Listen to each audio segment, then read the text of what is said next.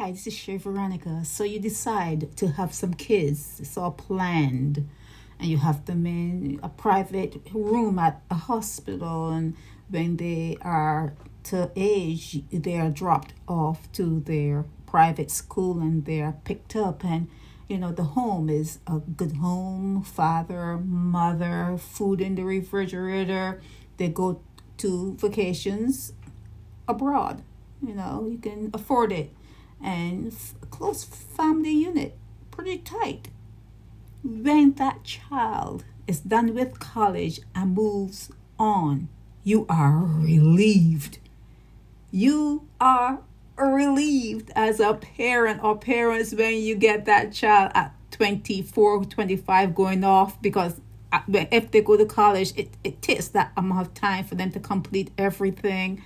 And you're relieved that nothing happened to them while they were under your watch. And, you're just relieved. And as they go through life, you can see where the education and the care that you put into them, it blossoms and, they go off to create a life for themselves. Then there are people who birth kids without being planned.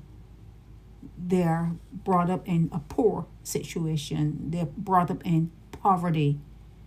They're brought up where they get in trouble, always in trouble, always on the block and getting into trouble. And you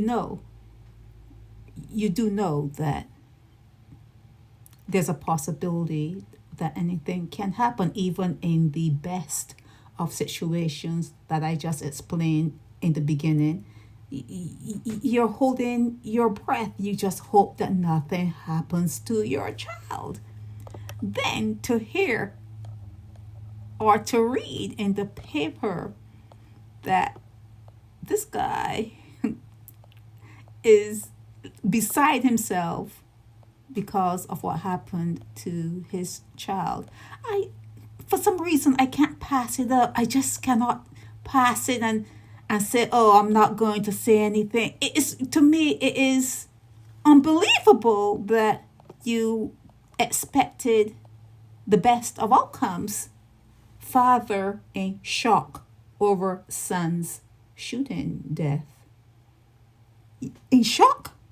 So you're here in the NationNews to say that you provided the best for your son?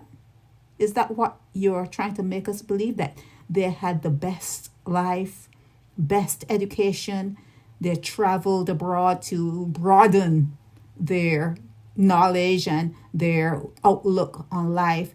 Are you here to say that you did your best where they're concerned? Or are you here to say that although you birthed them in poverty, you expected the best of outcomes, even when being born in the lap of luxury? You still have to be thankful that nothing happens to your child. You have to be thankful. So imagine being thankful on one end and then dropping your child in like a war zone into poverty in Barbados. And you are in shock that he didn't make it? Really? I like I said, I find it hard to understand.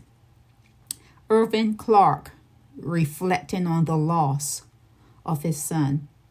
That's pretty sad, but like I say all the time, maybe these emotions that present themselves when things happen, it's probably there.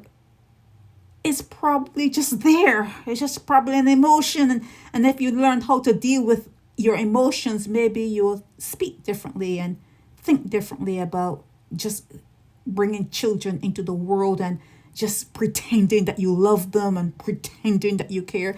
Maybe if you fixed your emotions, Clarke would have had a different result. This is Shay Veronica.